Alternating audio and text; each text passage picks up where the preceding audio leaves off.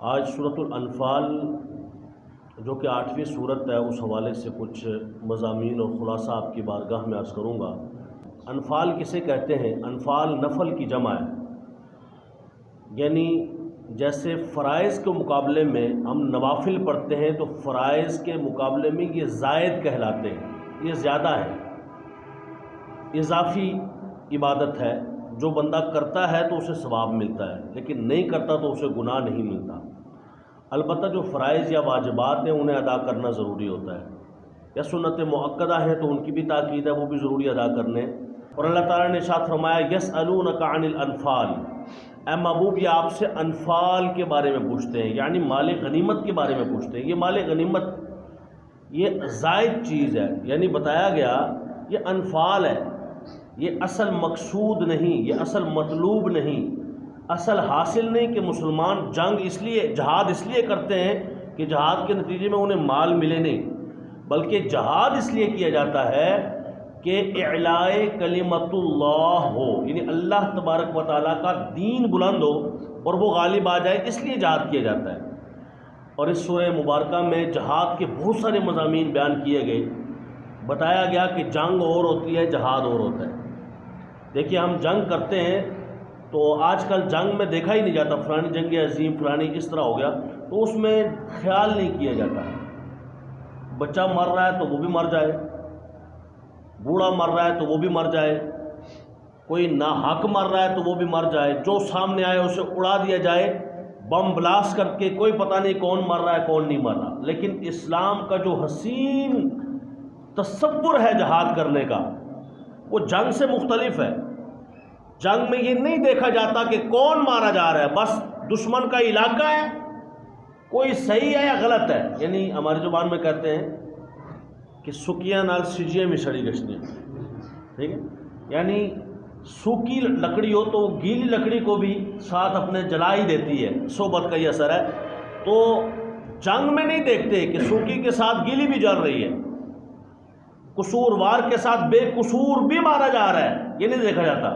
پر سبحان اللہ جہاد میں یہ تصور دیا گیا، حضور علیہ الصلوۃ والسلام جب لشکر روانہ فرماتے تو پہلے ہی فرماتے اپنے صحابہ سے، اے میرے غلاموں، اے میرے صحابہ، جہاد کرنے جا رہے ہو تو ان باتوں کا خیال رکھنا، کہیں کوئی بچہ آ جائے تو اسے نہ مارنا،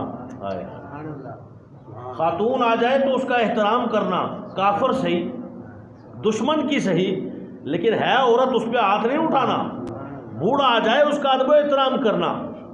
پھر لوگ کہتے ہیں اسلام دہشت گرد ہے، جو حالت جہاد میں یہ سکھا رہا ہے وہ حالت امن میں کتنی محبتیں سکھاتا ہوگا۔ فرمایا جو اسلام نے جہاد کا لفظ استعمال کیا اس کا معنی یہ ہے، فرمایا جب جاؤ تو عورت کا خیال کرنا، بوڑھے کا خیال کرنا، ہریالی ہو تو ہریالی کو خراب نہیں کرنا۔ اندازہ لگائیں آپ، یعنی ایسے ہی نہیں کہا کہ جناب ہر کسی کو ہم مار دیں گے، نہیں، پہلے بتایا باقاعدہ اصول ہے۔ یہ ہے جہاد اور جنگ میں فرق۔ یہ سورۃ الانفال، یہ اسلام کی اصل میں پہلی جنگ ہے جس کا اس میں ڈیٹیل ذکر ہے۔ بدر کی جو جنگ تھی وہ اسلام کی پہلی جنگ تھی۔ بدر کیا ہے؟ ایک بندے کا نام تھا بدر، اور اس نے کنواں بنوایا لوگوں کے لیے۔ کنواں بنوانا ثواب کا کام ہے، پانی آج کل بھی بہت کمی ہے، اور پانی جو ہے وہ کوئی بندہ اگر کسی کے لیے مہیا کرتا ہے اسے بڑا ثواب ملتا ہے، اللہ تعالیٰ اجر دے جو پانی مہیا کرتے ہیں۔ چونکہ اس علاقے میں وہ جنگ ہوئی تھی تو اس لیے اس کو قرآن پاک نے بھی بدر ہی کا ذکر کرتے ہوئے فرمایا وَلَقَدْ نَصَرَكُمُ اللَّهُ بِبَدْرٍ وَأَنْتُمْ أَذِلَّةٌ، بدر کا ہی ذکر فرمایا، یعنی وہ علاقہ تھا جہاں وہ جنگ ہوئی۔ باقاعدہ جہاد حضور علیہ الصلوۃ والسلام نے کوئی مسلط نہیں کیا ان کے اوپر کہ تم آؤ ہم سے لڑو۔ آپ اندازہ لگائیں اسلام کی جنگیں کتنی ساری ہوئی ہیں۔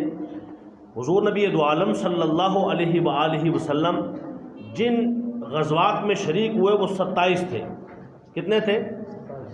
اور اس کے بعد باقی 56 جنگیں ایسی تھیں جو حضور نے لشکر بھیجے تھے، فلاں صحابی کی کمانڈ میں، فلاں کی کمانڈ میں، فلاں کی سالاری میں۔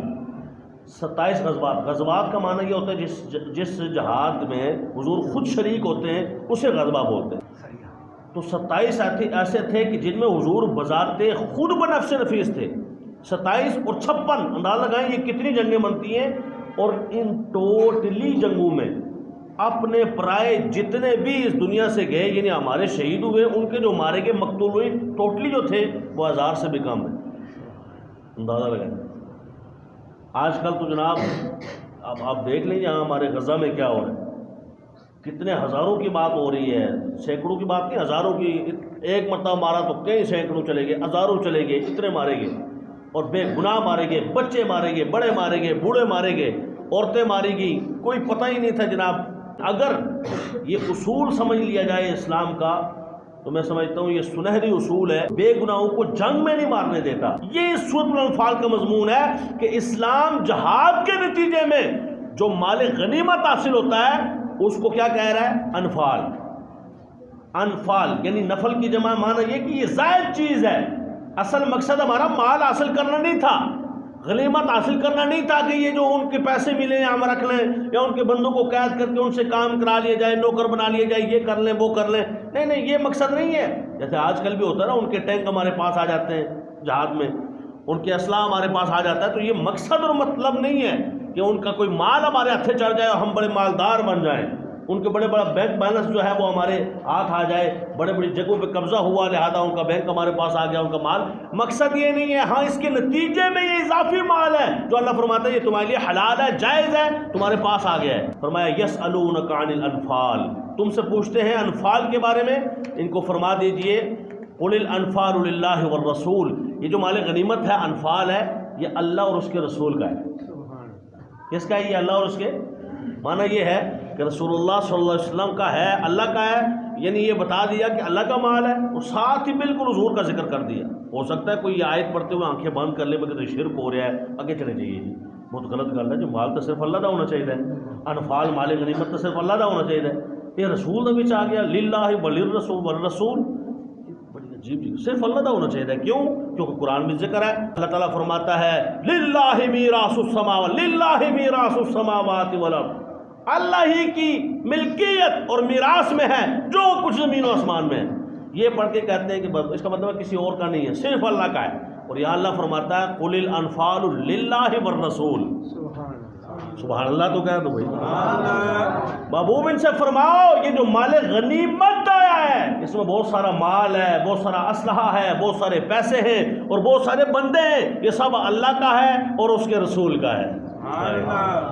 مطلب یہ تھا کہ رسول نے تقسیم فرمانا تھا، فرمایا یہ جو تقسیم کریں گے تم نے ان کی تقسیم پہ راضی ہو جانا ہے بس۔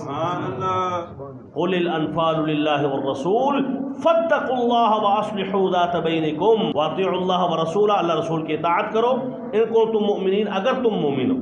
مومن نہیں ہو تو صرف اللہ نہیں کرتے رہو، رسول کو چھاڑ دو،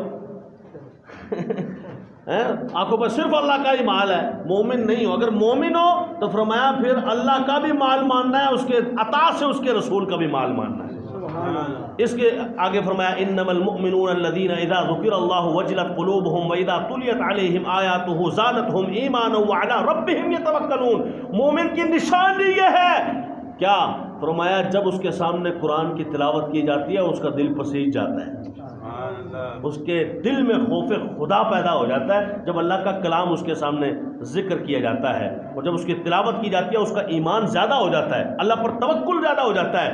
اور الذین یقیمون الصلاۃ ومما رزقناہم ینفقون اولئک هم المؤمنون حقا، کیونکہ یہ آیات اتر رہی ہیں صحابہ کرام علیہم رضوان کے حوالے سے، تو فرمایا صحابہ کرام کے بارے میں یہ لوگ ہیں جو نماز ادا کرتے ہیں، اللہ کے دیے رزق میں سے خرچ کرتے ہیں، اے نہیں کہ مال غنیمت آیا تو لے لیا، لینا کم نہیں، دیندے بھی تو یہی ہے نا، یہ لیتے بھی ہیں، اللہ کے رسول نے جب دیا انہوں نے لیا بھی، لیکن جب بانٹنے کی باری آئی تو انہوں نے تقسیم بھی ایسا کیا کہ اپنے پاس چھوڑا ہی کچھ نہیں۔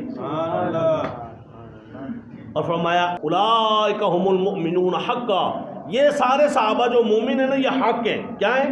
نعرہ تکبیر، اللہ، زور سے جواب، سب صحابی نبی جنتی جنتی، سب صحابی نبی جنتی جنتی۔